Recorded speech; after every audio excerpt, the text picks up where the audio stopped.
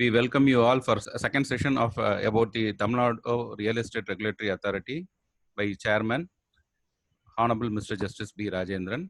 Now I leave the floor to His Honorable Lordships. Good afternoon to everyone. Just to recap the other day's program, we started with the objectives of the RERA, and I also made very clear that the Act is not only for the home buyers, it is also for the benefit of the builders, agents, everyone who are deal in this subject. I also made it very clear that the Act was so co-worded that the beneficiary is not the only person. The beneficiary as well as the intending persons who are buying, and also anybody who is aggrieved can come into the before the RERA to get their redressal done in a manner known to law. In this connection, we also brought to the notice of the viewers the various formalities, legal aspects which deal with the proceedings of the RERA Act and the rules made thereunder.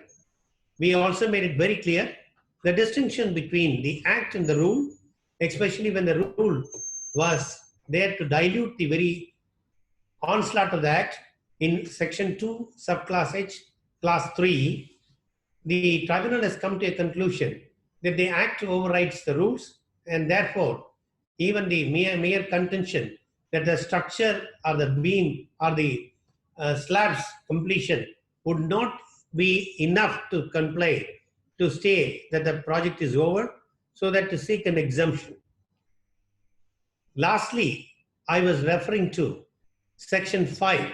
In fact, we dealt in detail Section 3, where the registration is there, Section 4 regarding the non-registration, and Section 5. And the 5, I also brought a notice regarding the force majeure clause. Force majeure, though in the Act itself specifies what is force majeure, the very fact of this coronavirus was not included.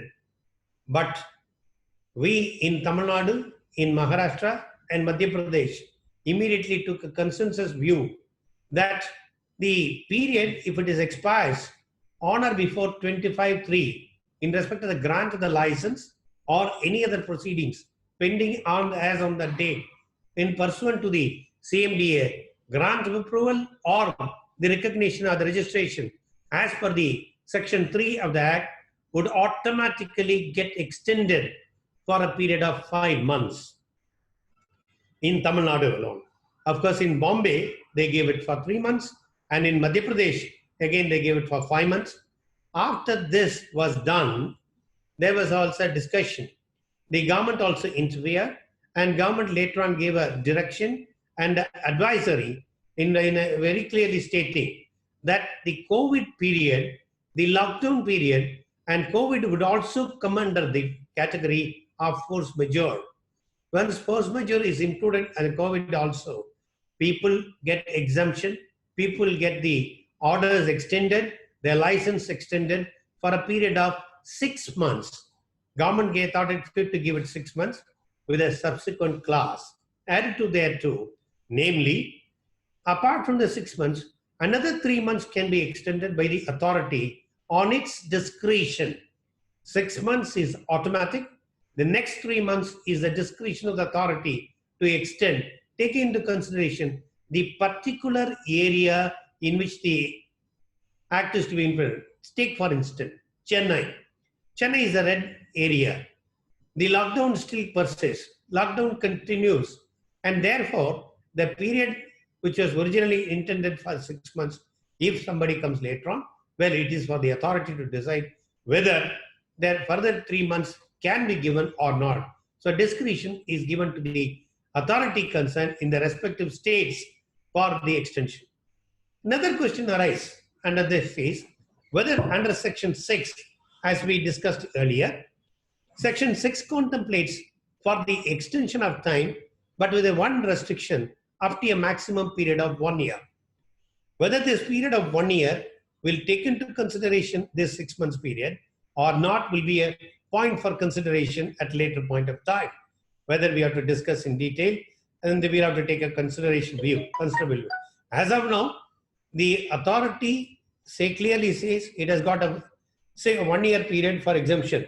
If we take the act into consideration, section 6 contemplates one particular specific clause, provided that the authority may in reasonable circumstances, without default on the part of the promoter, based on the facts of each case and for reasons to be recorded in writing, extend the registration granted to a project for such time as it considers necessary, which shall in aggregate not exceed a period of 1 year. Provided further that no application for extension of registration shall be rejected unless the applicant has been given an opportunity of being heard in the matter. Therefore, the original act contemplates deharshes the force majeure clause. The authority has got every right to consider a request of a promoter for no default on his part. If he is able to establish for no fault of him, then also the question arises. How does no fault will arise in respect of a promoter?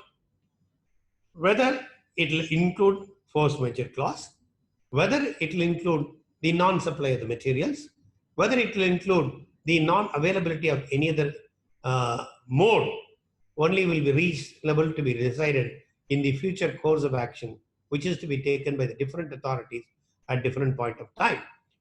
Fact remains, now that force majeure has also been taken into consideration, especially this coronavirus, therefore we are now safeguarded the 6 months period, whereas the notification also clearly says where the license period expires on or before 25/3, those cases automatically get extended for 6 months.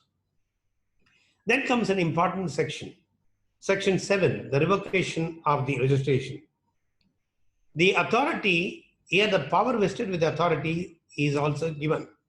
The authority on a receipt of a complaint or suo motu in this behalf or on the recommendation of the competent authority, revoke the registration granted under section 5 after being satisfied. Promoter makes default in doing anything required by or under this act, or the rules or the regulations made thereunder, and the promoter violates any of the terms or conditions of the approval given by the competent authority. Stopping here for a moment. Why this suo motu is also included? The Parliament has thought it fit.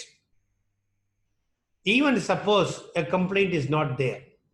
If a builder totally violates, and if he has not complied with the other regulations also, say for instance, every 3 months he is supposed to give a report, and also the utilization, the bank statements, the utilization of the funds as the 70% which has been deposited.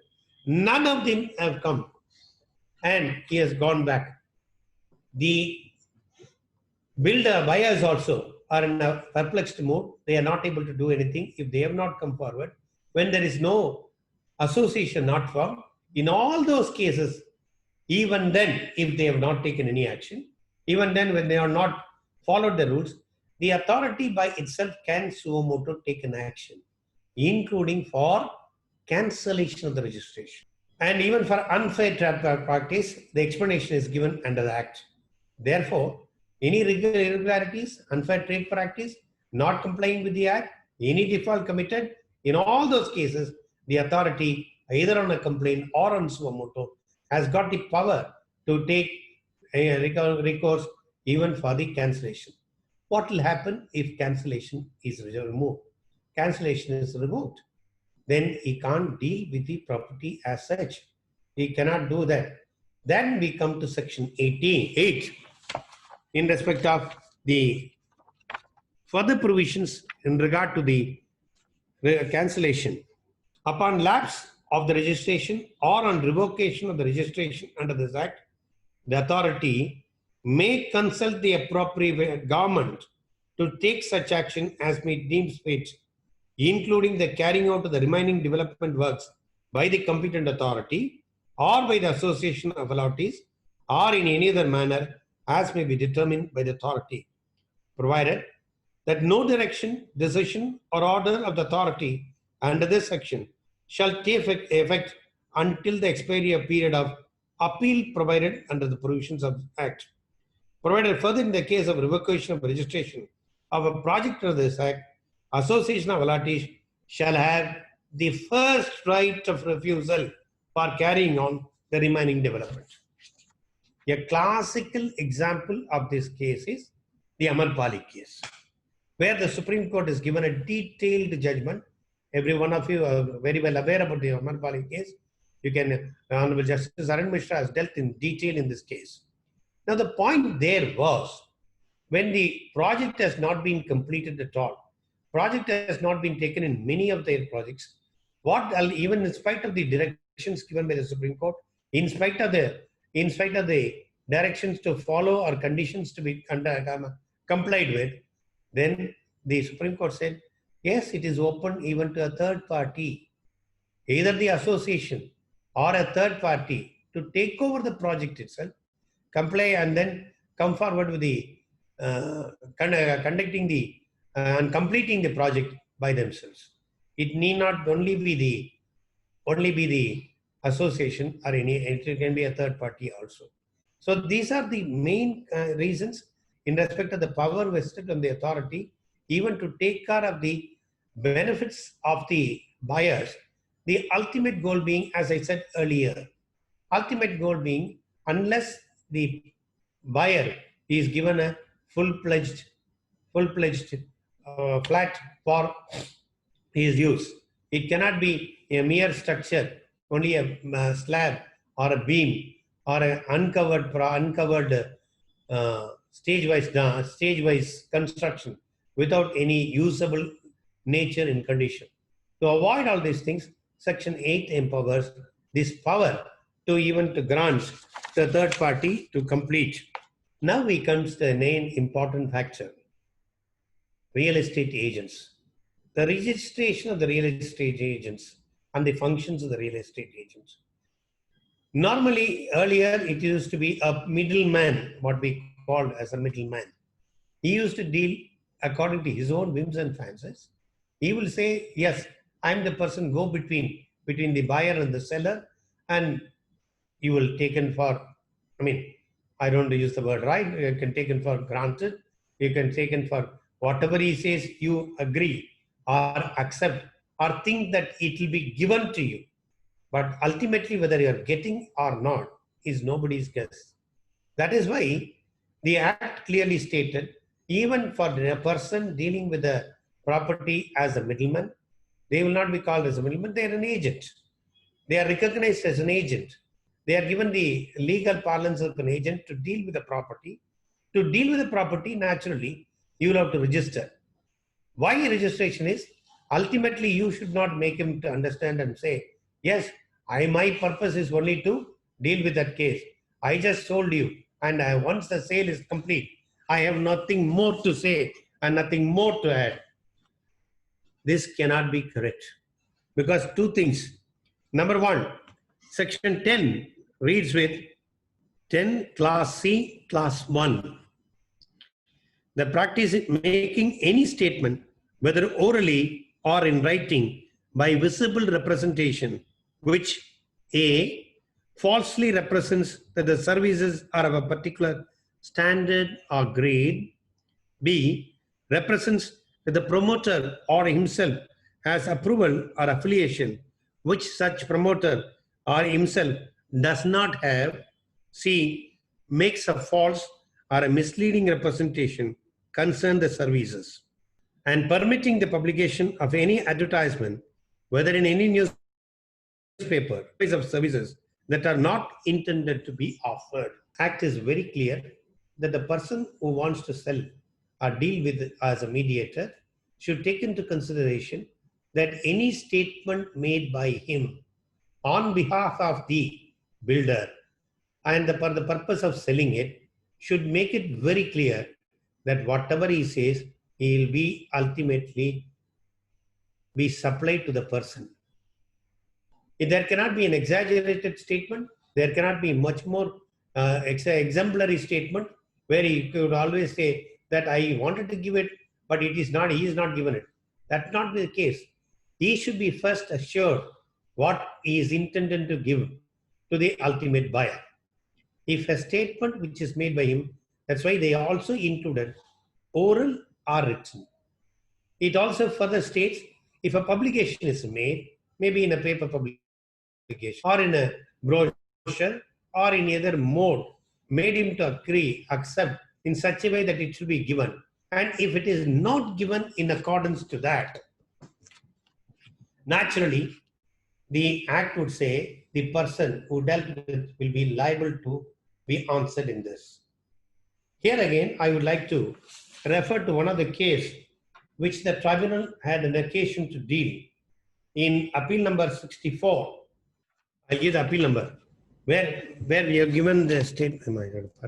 I'll give you the appeal number where this tribunal has came to appeal number 57 of 2019, judgment dated 10/2/2020, where we have categorically held marketing agent, where we have categorically held that the marketing agent is also liable to the home buyers for the activities of the developer in performing his duties and obligations.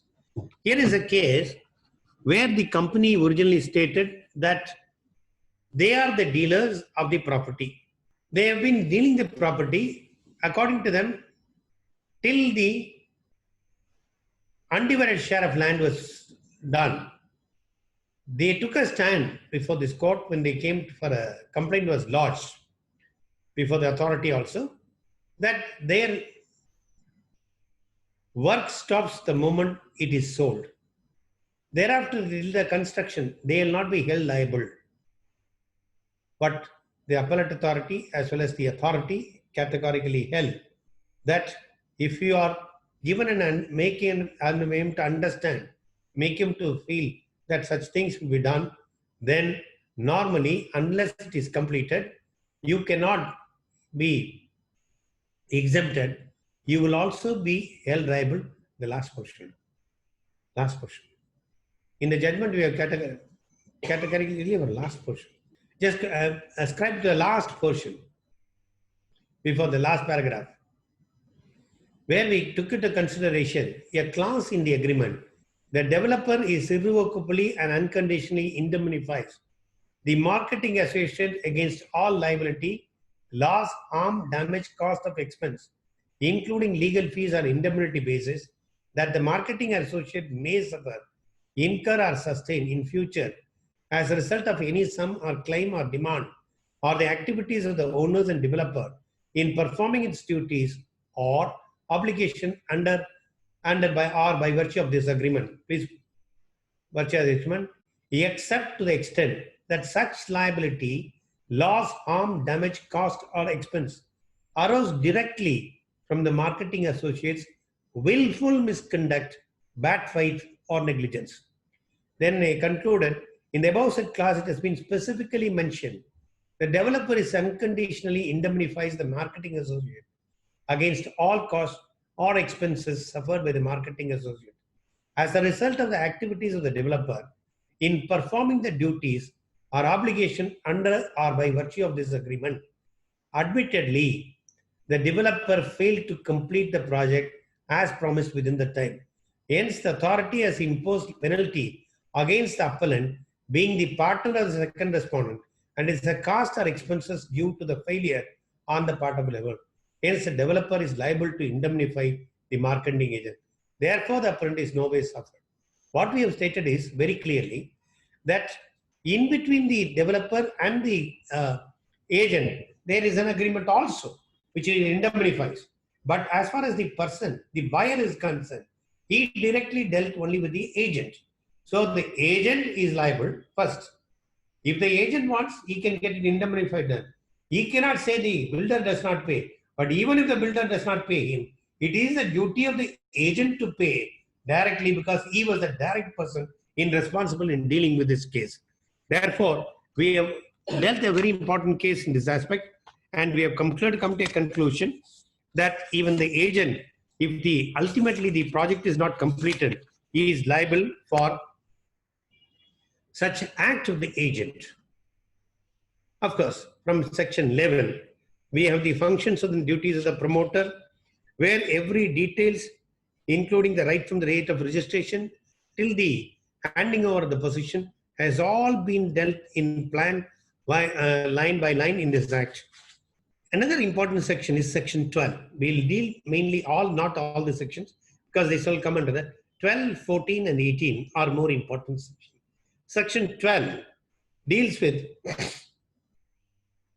a promoter regarding the veracity of the advertisements or prospects. If anything is wrongly given in the advertisement or in the brochure, and especially the proviso makes it very clear in section 12.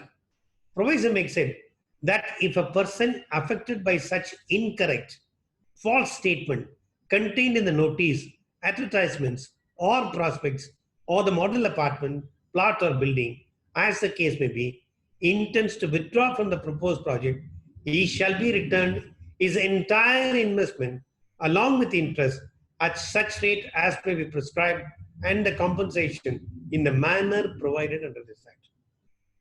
Therefore, interesting question arises. Whether somebody can withdraw in the middle. Normally, if you see in the clause in the agreement between the builder and the buyer, now they'll all say, if you withdraw, you will lose 25%, or you will lose the initial amount. Any clauses will be there. Apart from that, you will not be refunded the amount without any interest. But if you are able to establish before this court forum that you are withdrawing not on my own, you are withdrawing on the basis of a false statement contained either in the notice, either in the brochure, or in the advertisement, or in the project, or even the model apartment which is shown. In some cases, you find when you enter a beautiful modern, as in the old adage says, old wine in a new bottle, that will be shown in a different way. But what you get is not the same thing what you saw. Eyes are now, whether you call your eyes are deceptive or that apartment is deceptive, has to be decided.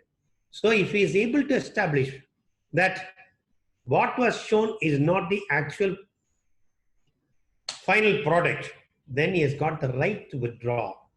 At the time of withdrawal, then he is also protected, not only for withdrawal, for getting the money back, but the interest, a reasonable interest as contemplated under that. Apart from that, even a compensation can be granted. Even a compensation can be granted by the authority. So this is one of the important sections which empowers the home buyer to take recourse and the authority and the adjudication officer to decide on this matter, to implement on the compensation, the interest, refund, everything. So this is a vital aspect to be dealt in this act. Section 14 is the next important section. Section 14 mainly deals adherence to projects, sanction plans, and specifications. In section 14, another important class is section 14, subclass 3.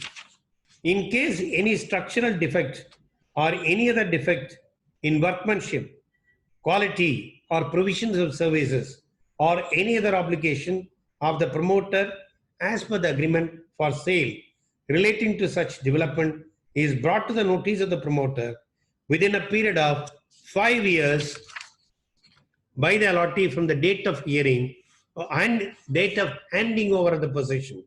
It shall be the duty of the promoter to rectify such defects. And when the last hearing, I refer to this.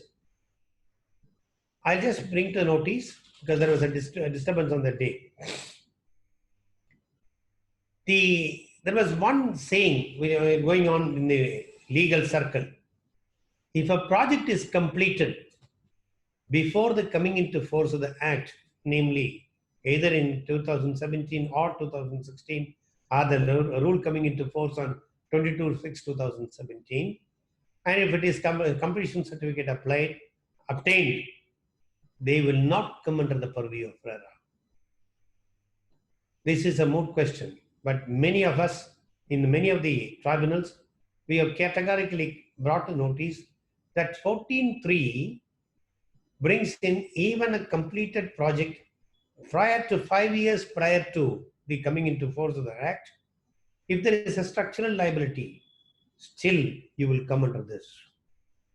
It may not be a registered project. It need not be a registered project. And it cannot be registered because before the Act came much later. Yet, the opening is still available here under the Act under Section 14, Subclass 3. This is a vital fact which has to be taken note of.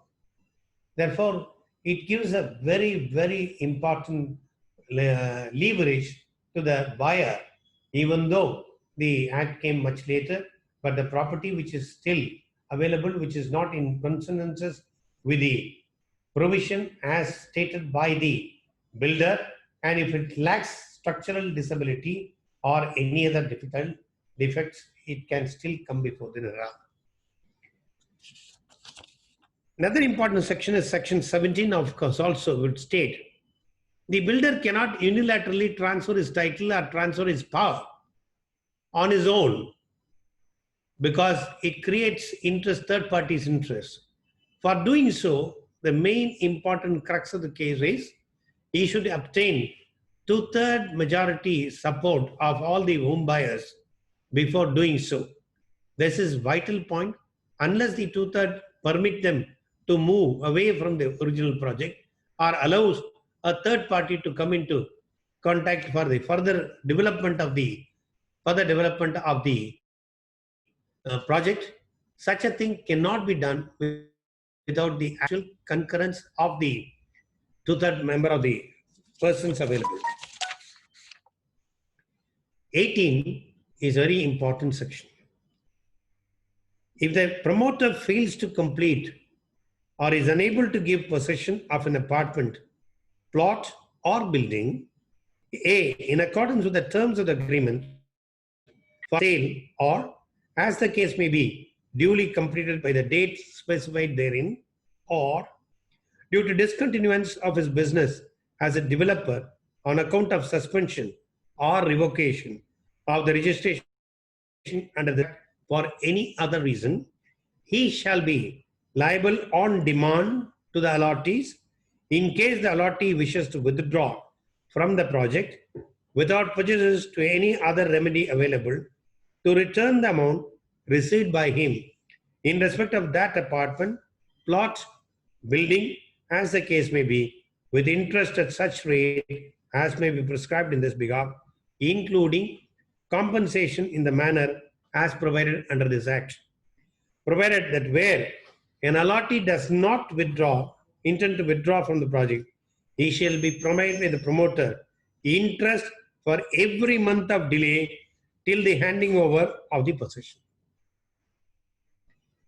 Section 18 is a main section for the buyers to come before the court and for the adjudication officer to decide in case where the builder failed to complete the project in time, or in case his registration is revoked or for any other reason. If he wants to withdraw, yes, withdraw with the liberty to have compensation, with the liberty to have interest, and recover all the amounts due. If he even does not want to withdraw, but permits him to go further period time to complete and construct and then complete the very project, he'll be entitled for such interest, because we come across in all the cases, in almost all the cases, the poor home buyer is gone to the bank. He will be getting his money from the bank. Even though he is not recovering, he is not getting the flat, he is jeopardized. Number one, he pays rent to the original building where he is still there, and he is also paying EMI, because the moment the first payment is made, EMI starts. The building does not be completed. You also come across the famous case of Molivakam, where the whole building came down, but the people have not been paid. The people were paying money to the bank for their EMIs. So their rights have to be safeguarded. Such things, if it has happens and such thing when it not been completed, when they have not been doing it, automatically the act comes into force and then seeks the remedy. When somebody seeks the remedy, they are given the power. We are given the power to give them the redressal. This is done by the adjudication officer. The adjudication officer is a retired district judge who is appointed in the authority, who mainly deals with all these problems. Section 771 deals with the appointment of the adjudication officer, the power of the adjudication officer, and other details. Adjudication officer then also gives a detailed hearing. A pakka hearing, including the evidence is available if necessary, but it's a summary proceedings. Just like control proceedings, it's summary proceedings. Fact remains that if a detailed order is passed where the compensation is fixed, the interest is fixed, repayment is made, all those things are safeguarded is in accordance with the law under the Act, so that people are safeguarded. Therefore, the Act takes into consideration the various details of the people to the interest. Similarly, the rights and duties of the allottees are also mentioned in section 19. Suppose if he does not pay, take for instance, a good case where the builder is building it in the regular pace. If the allottees do not pay, what will happen? He will not be able to complete his project. Whether he can come before the court? Yes, he can also come to the court stating that this particular allottee has not paid. Therefore, and his undivided share has already been registered. Therefore, we'll have to get out. Then this court can still direct. You either have to direct him to pay. If he doesn't pay, we can ask him to redo it and the cancellation of the undivided share. Therefore, that right, if the allottee has not fulfilled his rights and obligations, that is why in all the sections, if you find one clause is any aggrieved person is entitled to come to this court. The person aggrieved can be the builder. The person aggrieved could be an agent. The person aggrieved could be naturally the home buyer. All these persons can always come before this court and the forum for their necessary redressal before the authority in this regard. Section 20 to 40 deals with the regulation, the real estate regulation authority, the formation, the membership, which anyway, we have all been formed. This 41 is the Central Advisory Committee and 43 is the Appellate Tribunal. Then we go to the very important by section is 58. The hierarchy here is the authority and the adjudication officer is the first initial stage. Against the order of the authority as well as the adjudication officer, an appeal will lie to the Appellate Tribunal. As against the order of the Appellate Tribunal, there is a second appeal provided, which is section 58, an appeal to High Court. Any person aggrieved by any decision or order of the Appellate Tribunal may file an appeal to the High Court within a period of 60 days from the date of communication of the decision or order of the Appellate Tribunal to him on any of one of the more grounds specified in section 100 of the Code of Civil Procedure, provided that the High Court may entertain the appeal after the expiry of the period of 60 days. Now the point here is, second appeal you know very well, it should be on a question of law. Therefore, the second appeal can be entertained by the Honorable High Court on a question of law against the order passed by it. Ultimately, of course, that comes finally. Therefore, you should be aware what we call as a CMSA in Madras High Court in respect of the second appeal, which is still available under this Act. Then we come to the punishment section. Punishments, offences, penalties, and adjudications are dealt with section 59 to 73. 59 is non-registration. If a permitter contravenes the provisions of section 3, he shall be liable to a penalty which may extend up to 10% of the estimated cost of the real estate project as determined by the authority. Now imagine the power vested with the authority is he can be directed to pay a penalty which may be the 10% of the estimated cost. Suppose if the building project is worth 100 crores, even up to 10 crores, namely 10%, can be awarded. So such a power is given. Why?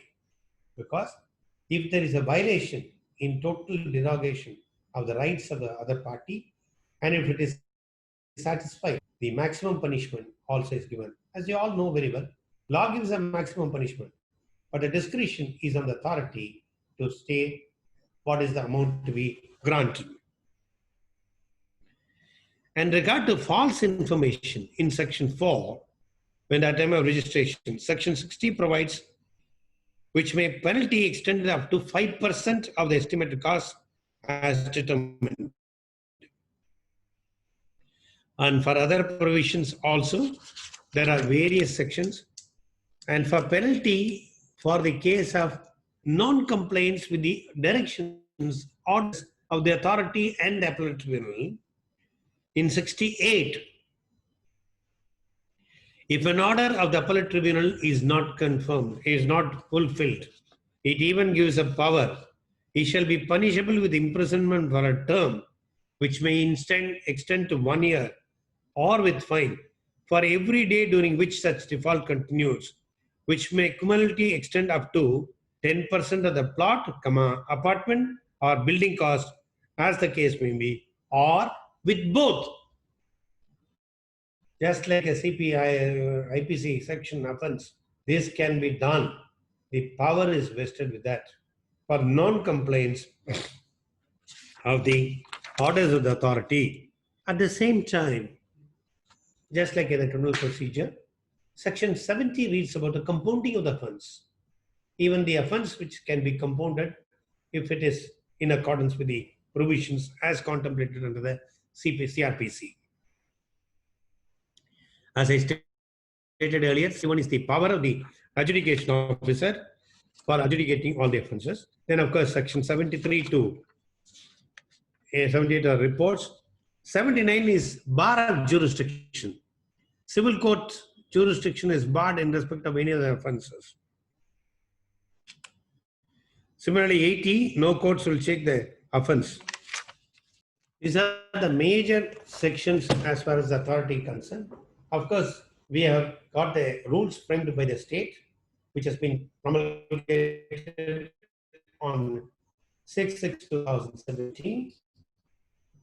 2017. And our regulations have already been published. That has also come into effect. This is a full-fledged authority, tribunal, adjudication officer, fully functioning here.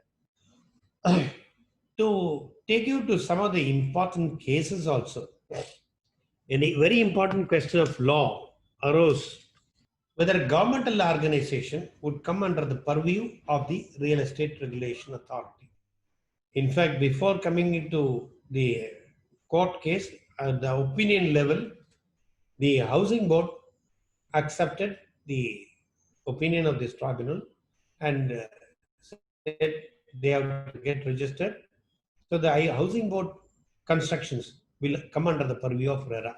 So a Housing Board authority, if he is aggrieved, he can come before RERA. This is the first step which was taken in Tamil Nadu. Of course, it was then followed in Bombay and many other courts also. In Madras, another important case arose. The Army Welfare Fund, Army Welfare Authorities, they have a specific cooperative society which builds for the building for the retired army personnel and serving army personnel. It is managed by the army people who are in service and retired people.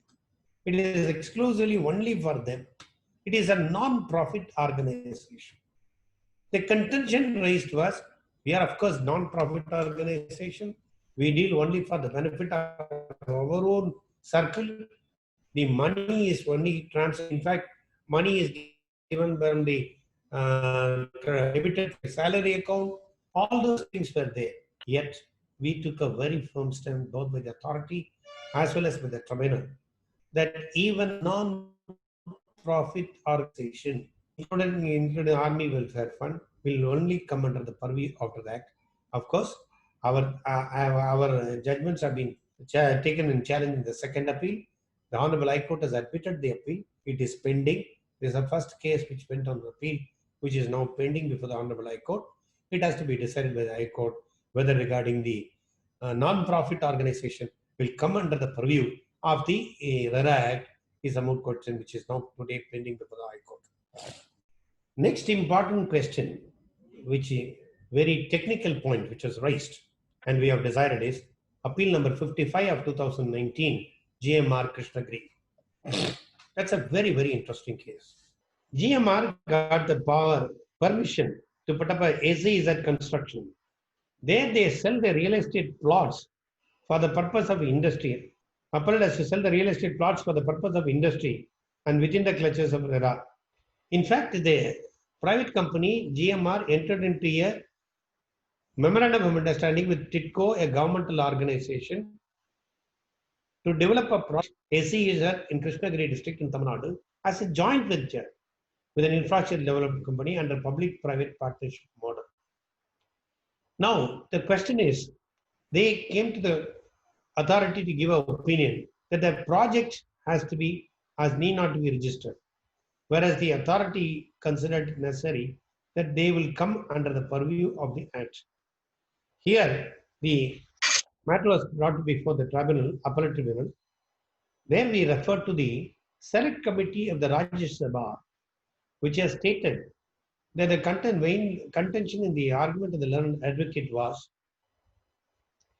in the original draft of the bill, though the industrial establishment was included, in the actual act when it was published, the word was deleted. Therefore, they took a main contention. Though the Act 2 is at N, 2 is at K, 2K2, all those originally referred to in respect of the industrial buildings, the deletion of the word was very clear. The Parliament wanted to not include the industrial building, as this is specifically in an industrial area, that too in a SEZ area. Therefore, they will not come under the purview of the RERA Act itself. In this connection, we brought a detailed judgment has been given in this case. We have completely given the history of the Act, taking into consideration the pre-Act debate before the Select Committee also. In fact, the Select Committee of Rajya Sabha has said the purpose of enactment that the bill to establish Real Estate Regulation Authority for regulation and promotion of the real estate sector and ensure sale of plot, apartment or building, as the case may be, or sale of real estate project in an efficient and transparent manner, and to protect the interest of the consumers in the real estate sector, and to establish an adjudication mechanism for a speedy dispute redressal, and as to establish the authority. They also said the decisions are incidental thereto as reported by the Select Committee to be taken into consideration. The above was spoken by the Deputy Chairman of the Rajya Sabha on 10/3/2016 in the Rajya Sabha. The purpose of the bill is only to regulate the real estate sector to ensure the sale of plots, apartments or buildings, and also to protect the interest of the consumer as well as the promoter. In the above said objects, there is no differentiation of housing plots, commercial plots, and industrial plots. Any plot or apartment or building sold under the name and sale of real estate, certainly this Act shall be applicable. This is the purpose of the Act. During the course of evidence, at the time of standing committee, the Finance Department Secretary deposed regarding the definition building only, because the financial institutions are lending money for the buildings, particularly naming the housing loan, only to safeguard the interest of the institution. Secretary Minister of Finance being the guardian of the institution, they have proposed the safety of the institution. Merely because the Finance Secretary deposed with regard to the building and sought for amendment alone is not sufficient to take shelter by the appellant. The entire Act and legislative history clearly mentioned about the sale of plots, apartments, etc. Therefore, the very purpose of the enactment is only for the regulation of the sale of plots and apartments, not only for any other purpose. Hence, the respondent, the Real Estate Authority, has rightly pointed out. Therefore, we have discussed in detail the enunciation of the very act right from the bill period to clearly state that every part, including the industrial establishment, will come under the purview of the act. Another important case also arose before us. Kendriya Vidya Vihar Second Department, Appeal number 3 of 18. That is a case for registration. When the builder came here, they were opposed. There was 2 phases. The total area was somewhere around 28 acres. Originally, they developed an acre of 11.23. In the 11.23 acres, buildings have been constructed. After the reclassification, now because of the enhancement in the FSI area, the builder thought it failed. If the total 28 acre is shown, he gets a larger FSI area. Therefore, for the remaining area, he wanted to put more number of flats, more area covered, and therefore, number of persons which go will be more. There was a difference between the allottees of the original sector, namely the first phase, where 11.23 acres were built up, and the other portion, where the proposed construction to be held in respect of the remaining areas. Then the question arose, in taking into consideration, because he is getting an extra area, but the extra area will come only if the 28 acres is taken into consideration, not the balance amount. There we gave a direction. The first respondent shall not put up any construction utilizing the additional FSI in the 11.31 acres allowed to phase 2 occupants. This area is different. They have an entitled right. That right cannot be curtailed by virtue of putting another construction. And the members of the Appellant Association, only owners of the flats in phase 2, situated in the extent of 11.31 acres, will be entitled to utilize the additional FSI unutilized in respect of their area by themselves without any hindrance from the first respondent. The undivided share of land as given in the schedule will not in any way be altered insofar as the 11.31 acres. The members of the Appellant Association will be entitled to utilize the roads, entrance plaza, community hall, and open space. Appellant Association will also be entitled to utilize the common facilities in the entire extent. Therefore, we have safeguarded their rights, and then we came to conclusion that the balance portion, even though is put up by the builder, that will not restrict the legal rights of the appellant, may the association in holding the same. Before concluding, one more last case. In one of the cases, a purchaser wanted to withdraw from the purchase. At the time of purchase, there was we wanted to withdraw. The builder was not paying the money in time. He was taking a little bit of time. Of course, there was a delay on the part of the builder. But at the same time, the buyer could not wait for the long time. He went in agreement with him. All right, I will, in spite if I withdraw, I am entitled to get interest. But as per the contract, if I withdraw, I'll lose 15% or 20%. Let's come to an understanding. You will not withhold the withdraw, you will not reduce the amount. I will not ask for any interest. Based on this agreement, amount was returned.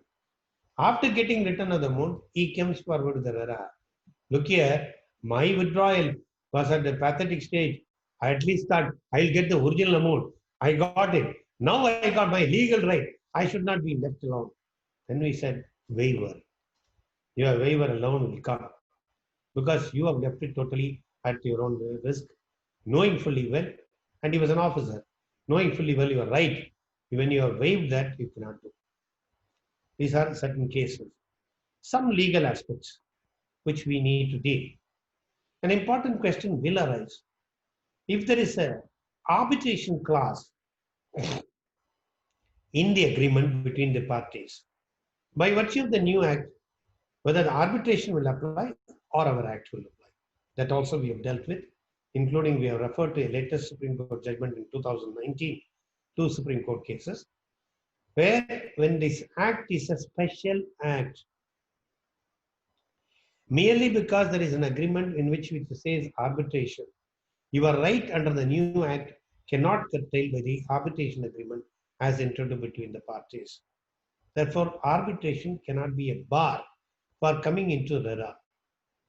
The third important case which you have to read is the IBA case, Pioneer Homes case, where Supreme Court has categorically stated a person can come under the RERA, a person can also go under the Consumer Protection Act, a person can also go under the IBA. Of course, Section 83 deals with the going to consumer court.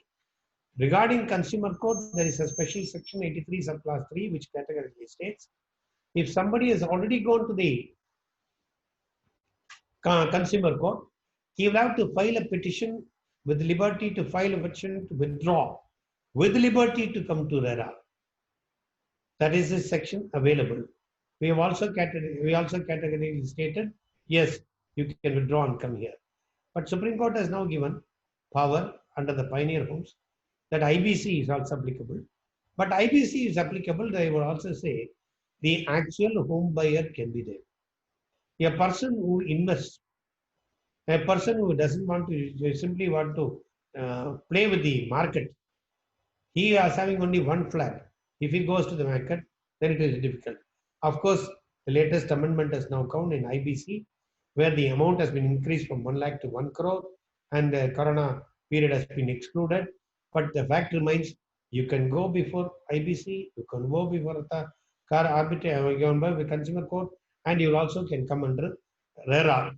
So this is the latest judgment in regard to the jurisdiction of the courts in different areas, and that is also available to them.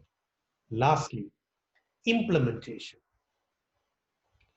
As far as implementation is concerned, the act is very clear. The order of the tribunal will be at that of a court of a civil degree. The order of the authority and the adjudication officer can be enforced as that of a land revenue arrears.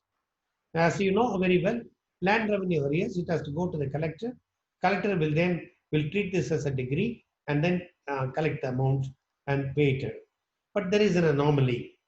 In fact, in the last meeting with the government, we all, the chairman on various states, we participated, and we also brought to the notice of the court, notice of the authority concerned, that in the Consumer Protection Court, Consumer Protection Act, there is a specific clause, Section 27 of the Consumer Protection Act, where it states the power is given under the Act itself.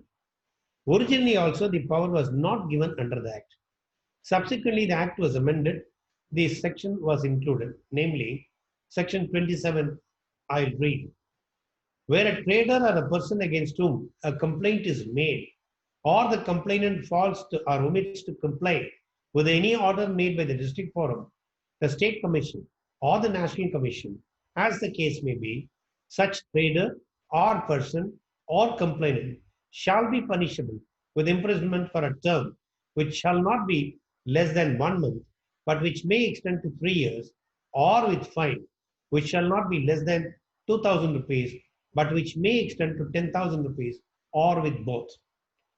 Then, notwithstanding anything contained in the Code of Criminal Procedure Code, the district forum or the state commission or the national commission, as the case may be, shall have the power of a judicial magistrate of the first class for the trial of offences under this Act, and on such conferment of powers, the district forum or the state commission or the national commission, as the case may be, on whom the powers are so confirmed, shall be deemed to be a judicial magistrate of the first class for the purpose of the Code of Criminal Procedure Court.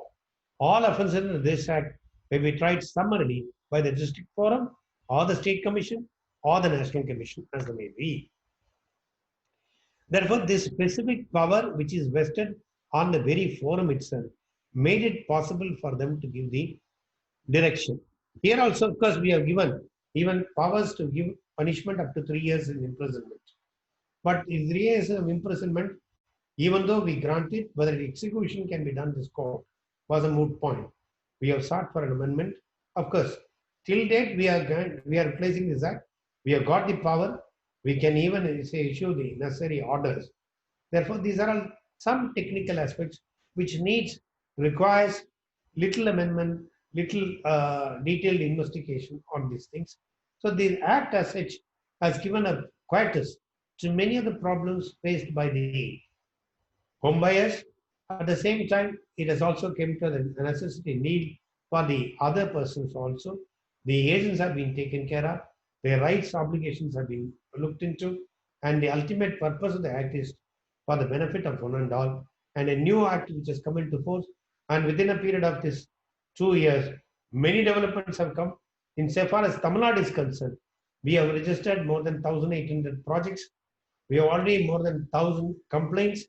We have dealt with the 800 complaints. In the appeal side also, we have made more than 200 appeals. We have already disposed more than 100 appeals. Appeals have been taken into consideration. And many things are happening in the new field. And of course, it will take a new trend, which according to me is a very good strength, which will be made. And many of the advocates who have not dealt with this case are now can go into detail. And some of the judgments which I have given right from the Supreme Court judgments and the various other judgments of the district forums also is available. You may give a go through and see that you better utilize all these things in the forthcoming years to come.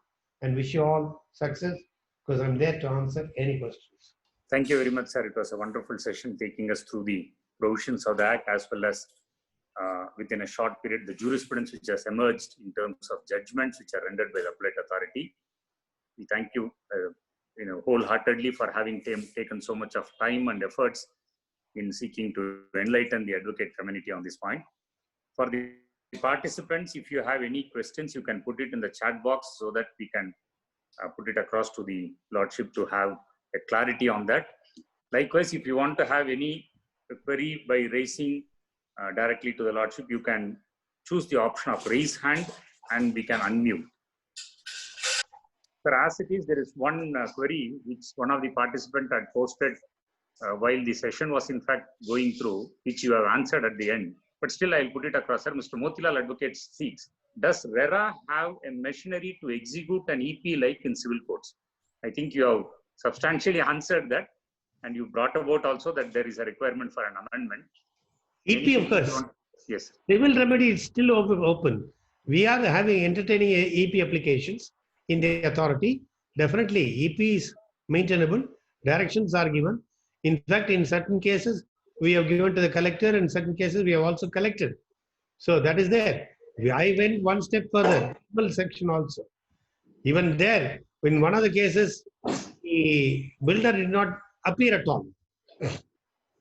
Very big builder, he didn't even appear. He refused to appear. Rather, I use the word refused to appear. Then, this, of course, you know the tribunal, we directed the police to produce him. I carefully use the word, to produce him before the court. He was produced. He was produced, and he came. You know the result. Ultimately, that was settled. And another important thing I failed to mention, we are taking mediation also. We are doing mediation also. In fact, one of the cases, we referred to mediation after mediation at High Court itself.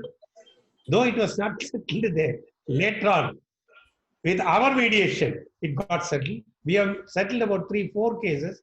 Even in one case, delivery of the flat was given right before us. So that is also happening here. And many of the cases were compromised. 4 or 5 appeals were withdrawn on completion outside the court. Of course, we facilitated them to see that ultimately the builder is putting up construction. If he's faithful in doing it, we say, come on, do it. The ultimate result is the flat has to come. So that via media we make it, see that ultimately it is done. So that is also possible. Mediation is going on in our things. Thank you, sir. Thank you, sir. The other question which is put up in the chat box is that, will these farmlands where promoters develop it as units and sell it to persons, farmlands, are they also included within the purview of that? Very good question. That has also we have answered in one of the cases. See, that case, what they said was, I am only a person who sells the land. The wife sells the land. The husband, the power of attorney, puts up the construction. And then they say the bifurcation is in such a way, it is lesser in that 500 square meters. But 42 houses are put up. Appeal number 40. Batch. You will see there is a batch of case, 40 cases.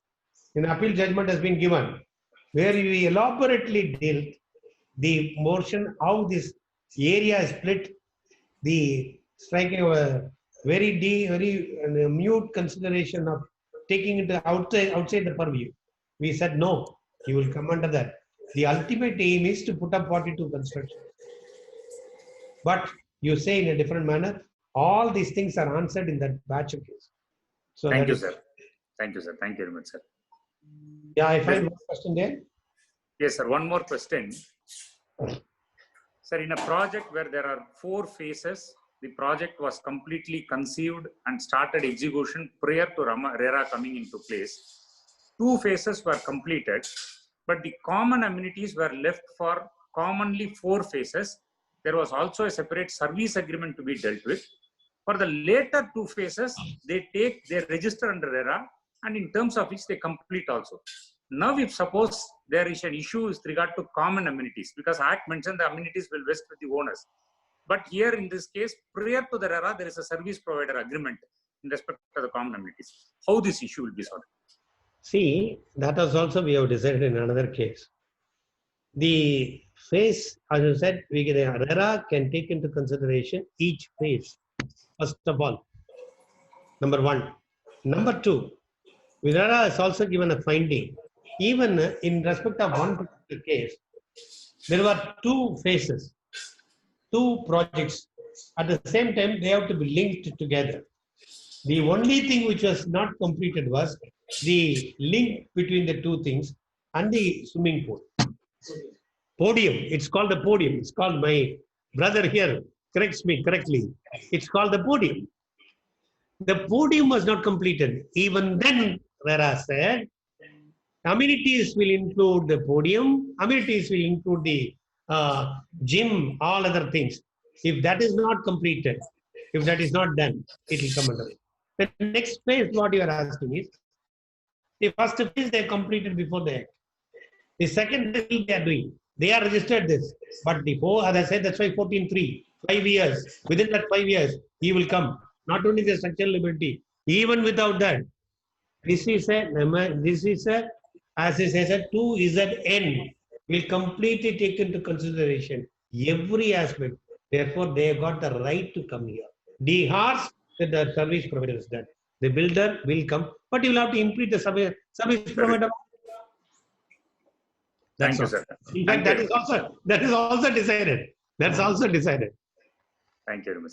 Mr. V.S. Jayakumar wants to raise an issue, and he is being unmuted, sir. He will come online. Yes, Mr. Jayakumar. This is Rajendran. I heard something as if I'm arguing before a division bench. You got 3 members here. All 3 are here. Full bench. There are certain interesting questions which comes to me the moment I heard you last 1 hour. Number 1, you were saying that IBC, Arbitration Act, and Consumer Forum, they're all excluded. What about rent control laws? The number of questions are there. This is one question. Lovely question. I'm going to answer that. Yes. Number 2, sir, you were mentioning about the contempt, virtually more like a contempt. If a tribunal order has not been given effect to by the lower authorities, you can haul him up with fine and maybe in some cases prosecution, though there is no word contempt was indicated from what I heard from you. But against that, suppose they go to High Court in the CMP, which you mentioned, and no stay has been granted, can you still invoke the contempt proceedings, like even taking him for last question? I'm not hearing you. Yes, sir. So regarding the you gave a very peculiar provision. If an order of the tribunal is not honored by a lower authority, you have a power to haul him up, which of course you didn't use the word contempt rightly according to me, unless the section says it's contempt. But you said you can, levy penalty. In somewhere near the prosecution provision, you said you can still haul him up for prosecution. My question is, supposing I am one of the affected party, I go to High Court to the division bench in CMA, and no stay has been obtained or no stay has been granted, only notice has been granted. Is it still open to you, to the body of the three of you, to take action on civil contempt or any other modes known to law? This is the second question. Can I finish each question? I'll finish this both. Number one, we have held another case. A wonderful question arose. They said, I'm not selling the property. They're a big company. They put up a beautiful construction SEZ zone. And then they said, we are only leasing it out. 99 years lease. We are not selling. Nothing rights pass. It's only a rental agreement. We followed the Supreme Court judgment and said, the perpetual lease will still come treated as a sale. Even otherwise, the agreement very clearly says the intention is to utilize the property for a particular thing for a quite long time. Therefore, even then, if it is called as a lease, it will come under the purview of RERA. But Rent Control Act will not apply here. But rent building, if you are saying you are rent building only, still it will come under here. Our judgment is here. You can go through the website. All the judgments are posted there. There is a particular case. Appeal number 4 of 18. 2 of 18. Sorry? Again, 2 of 18. 2 cases. Appeal number 4 of 18 and 2 of 18. That deals clearly about this project, complete in detail. We have dealt in detail following the Supreme Court judgment, and we have done, and that has been also followed by the Bombay RERA. That went to the appeal to the High Court. That was confirmed. The division bench has confirmed. But nobody, they did not challenge my order, our order here, when the Madras High Court. But that order in Bombay was challenged and that was confirmed. So that is the first aspect.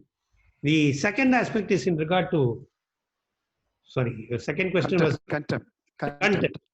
When appeal is pending and no stay, still for the non-compliance, can it be proceeded? I'll ask you the same scheme. Writ appeal filed, no stay granted. Can you file a contempt? No, but you're a tribunal where one of the filed, no stay granted, writ order is there. Do you file a contempt? If you ask me, I'll say yes. Why not? See, this is the, of course, we can't openly say that. Yes, sir. It's okay, sir. I won't. No, you understood. No, sir. One point is that regarding the rent control aspect, you mentioned the 19-year lease. There's a provision in the Income Tax Act. If you have a lease beyond 12 years, it is considered as a sale. Yes. Yeah. Also so the same logic. Section same logic. A1. No, it's 269 UC. Yes, sir, 269 UC. Anyway, that's quite interesting observation, sir. The third question is this force majeure. You said included as part of the definition, and you said the agent is equally responsible for all acts as the builder and promoter, etc. Now, can agent also is answerable for force majeure when he does not? Agent is also liable for agent. Force majeure class. Force majeure, of course. Force majeure, he will not come into the category at all. Agent never said. Agent, if he has made a statement for which you believe and it is not in accordance with that statement, he is coming liable. Force majeure, it is only between the builder and the buyer. Okay, sir, that clarifies that. Next, question number 4 is, can you go into the title aspects of, supposing I'm a Binami holder, today somebody takes action against me that this property is Binami. Is it open to your tribunal to consider the that will be considered by the authority, because at the time of registration itself, title is also gone into. Yes. Title is also gone into, it has to be proved. But if title is supposed by mistake, they have not done so, then he can come to that revocation of the registration. If the title is defective, the house buyer can come by way of an application for revocation of registration. Very innovative legislation. Next one is, sir, you said it's more like for civil decree, you can take it for decree enforcement of your order, and also a recovery of a land revenue in terms of this, recovery part of it. Now, right to dignity. there's one interpretation. The right to dignity is I want to have a decent flat. Now, my decent flat is taken away by this something or the other.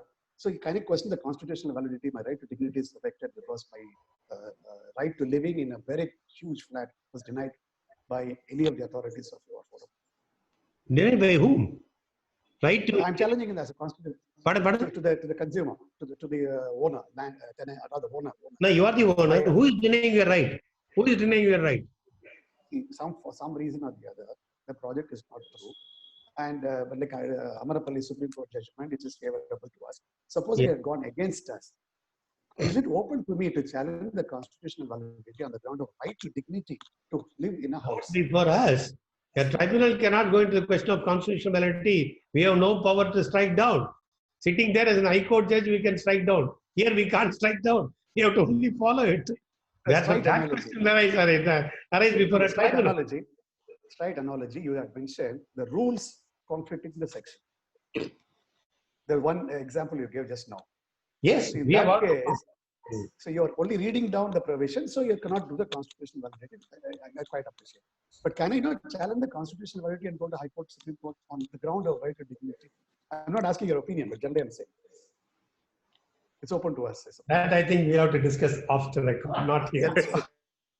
Okay. Lastly, a limited company, that is, they have a staff quarters they want to construct. Should they get your clearance? Staff quarters, if they are not collecting money from them. Staff quarters, if they are paying on payment of money, they will come under another. I see. If the amount is only deducted as a rent from their salary without asking full money value from them, you will not come. But if the staff quarters is done on sale basis, then they will come. Yes, sir. Last question. I don't want to trouble you. How many last questions? How many last questions? Similarly, the advocate will never stop his argument. No, this is Come on. It's nice to hear, please. Okay, thank you very much. No, please. One more. Okay. One more, please.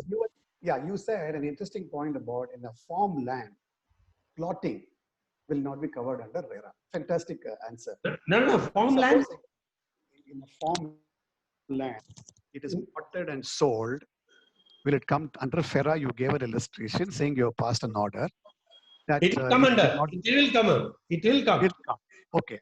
Will the same situation arise in the area of cantonment area and airport authority close to airport? Any area. Yes. Any land. The word used is any land. Yes, sir. That's all. That's why I said the Army Welfare Fund. With the army period, army people, when they are putting up the construction, army itself is a party. We have said, yes, you will come under that. Okay. Yes, sir. Housing board is a party. Housing board, we said you will come under. Yes, sir. So thank you very much. I am much more enlightened after I leave this thing. My knowledge has gone by 20%. Kumar, we know very well your capability in the court. Very nice to hear after a long time. As a lawyer, thank you. Question is mine. I thank the full bench for having heard me expertly. Thank you. Thank you very much, sir. Sir, we have two more questions and one more participant to raise something. Can I go ahead, sir? Yeah. Yes. Sir, one question is that you also referred to a provision saying that there is a suo motu power for the authority or the appellate authority to take certain action, including revocation and cancellation. Is there a mechanism within the framework of the law or the state or the authority, kind of an inspection wing, which will inspect projects and find out that they are not registered, therefore we go ahead with it? Very good question. Yes, we have every power. See, we have got three at the authority. I mean, of course, it is with authority. Of course, anything arise can, appellate tribunal also can do it. But authority under the act itself is empowered to inspect and also to supervise, to call for records, to call for reports, to call for report from the architect, call for report from the structural engineer. All these things. In fact, in one other case, I don't want to name the company, where they came to conclusion that because of a huge delay, the authority appointed the officer. Luckily we have one of the member in the authority who was a retired superintending engineer, PWD superintending engineer. He took personally, he went and inspected the entire property He inspected it on 3 occasions, different stages. Stage-wise report was filed by him. That power is there. That is why RERA has given all kinds of powers. And if for non-production of the monthly report or with a quarterly report, non-payment of the non-compliance of the regarding the reports, penalty. In one of the cases, they have imposed a penalty of 5 lakhs for non-filing of the report. So we are following it. Even the 70% utilization of the fund, we have to get a report every 3 months. And every 1 year, audited statement has to be filed by the auditor. That is there. If that is not filed, then again penalty, including arrest is there. Yes, Thank you. Thank you. Sir, there is one more question. Mr. CSK Satish Advocate had raised it. We are used to the concept of cooperative societies developing plots and selling it to these members. Primary requirement would be that you have to become a member of the society, and then society allots to you and receives money. Now, these kinds of layouts or developments by cooperative societies will also be within the purview of RERA or not? If you see army welfare, same thing, it's a society. It is purely a society that has come under that. I think if you go through that particular judgment, we have almost covered everything. Don't worry, everything is coming under RERA. Thank you, sir. Thank you very much, sir. Now I have Mr. A. Ilongovan Advocate. I am unmuting him, sir, so that he can have a word. Yes. Good afternoon. Good afternoon, Mike. Very good afternoon, please. My question is with regard to the quality, which has already been answered by Lordship. But we always found that after the finishing of the building, when we enter, we can see many defects in the quality of the building which has been made. And there are many water leakages and amenities, which will be spoiled the structure of the building itself. What kind of remedy we have, the individual will have against the builder? And there is no substandard quality has been used. Things has been used. How can we assess it? If the breach affects the structural liability of the building itself, that's why I said section 14(3), which gives you a period up to 5 years. If within 5 years such a defect appears, you can still come under. But you can't simply say, all right, there is only a small crack in one portion of the building in by which some seepage is there. That will not affect the building. Assessment can be done only by you. We can't do it.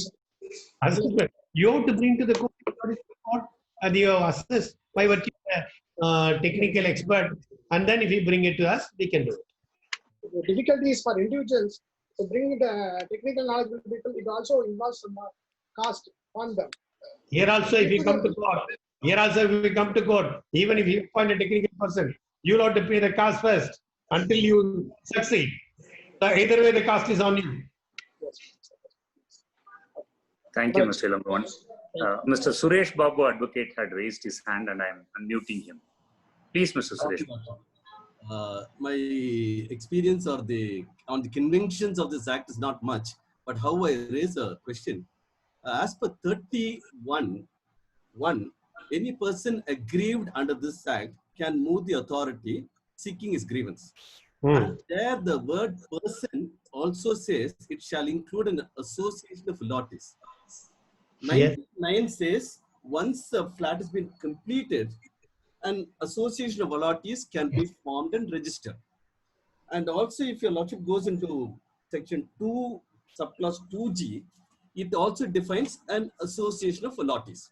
Now my question is, once the construction is completed and the allottees have been formed by means of an association and the flats have been given, does it bar the individual allottees to come before the authority to file his grievance under section 31? Not at all. Individual allottee insofar as his flat, that's why there is a difficulty. But once it is construction is over, already over, if it is completed and RERA registration is already not done, then you may not be able to do. But if it is a RERA registered project, then with a RERA registered project, if a person is agreed on what? The question demands on what? Based on the memorandum of the bylaws of the allottees, which they are internally binded, there it says, if at all it says that the allottees are bound by the bylaws And if the bylaws gives a clause, bylaws doesn't form part of the act. If the bylaw says any grievance has to be addressed through the association, then does an individual authority be debarred from coming before the authority? That is for said, any grievance? one between the you people. Once you agree with the association, that's a private one. I'll refer one case. Yes, sir. One of the allottee was promised a particular car park just below the house. But she did not pay the money in time. Originally, she wanted to withdraw. In the meanwhile, all other flats have been completed, constructed. He has completely done it. In fact, the allotment has also been done insofar as the car park also. But the fact remains, thereafter, she came again, no, I will pay the full amount paid. But in the meanwhile, he said, though it is earmarked originally for your plot, the car park, we are not giving you. In fact, the new person has taken over the car park. Association also has formed. Yet when they came to court, we came to understand that the promise which was given was true. Even the party was taken over also admitted. But merely because there was a delay in the payment, for some delay, he has switched this car park and then shifted to other person. We have rectified, we have even stated, the car park which is now in occupation by this person should be given back to the original person order. But if the agreement in between the society prohibits you from going to the court, you'll have to prove that you raised this plea before the association. They did not take any proper action. They refused your permission. Only because of that you have come. That you have to prove. Thanks a lot. Thanks. This brings almost to the end of the session, Milord. I will take only 2 more minutes to just express our words of gratitude. In midst of your hectic schedules, your Lordship was pleased enough to participate in the session. Though it was a webinar, towards the end when Mr. Jayakumar started talking and your Lordship were answering, we felt that we were already, all the participants by virtually were put before the appellate tribunal, seeing for ourselves as to how robust the tribunal had been functioning. Being one of the latest legislation, which is a very important legislation, affecting most of the person's life, like from middle class, lower middle class, everybody aspires to have a flat. And there had been testing times when there were issues which could not be resolved and you could not have a remedial measures before the apartment builders or something. And the act stepped in, and we are today benefited by lot of jurisprudence which has come out because of the appellate tribunal's judgments on that, and your Lordship has brought out very well on these things. Likewise, when we approached your Lordship for this session, your Lordship was more happy to say that I want the advocates to know more about RERA. I want advocates more to come up, understand what the rights are, and explain as to how the reliefs can be molded within the framework of the Act. And your Lordship participated the other day, though we were at fault and finding that we were not able to get the proper connectivity, and it had some difficulties in reaching out to the participants, and your Lordship called us and said, no, I want to do one more session since I don't want the people to be disappointed as to not having heard the thing fully, and followed up within a short period of 2 days in ensuring that this program is organized through your office. So therefore, my Lord, on behalf of all the participants and the members of the study group here, we extend a very, very heartfelt thanks to you. Thanks once again for all the members who had made it possible for the day. Thanks, my Lord. Thank you very much. I also thank them. After a long time, I'm seeing all people here. Thank you very much. Lordship, I have a small suggestion, my Lord. Can I proceed? Suggestion, okay, right. Lord, I find your Lordship wearing the coat. Lord, a coat cannot be sanitized during COVID. This is a new code only for today. Please, it's just a suggestion, my Lord. A coat cannot be sanitized. No, I don't use. This is a new code today. I've got it. Tomorrow, it will go for that. Don't worry. Already we find 3 High Court judges suffering. Hey, I know. White Pant for our sitting, we had our virtual sitting today. Please. That's why all of us are here. The virtual sitting, of course, in the sitting we have got only this. White pant with shirt with a collar. Thank you. Thank you very much, Mark. Thanks for all the participants. Thanks once again.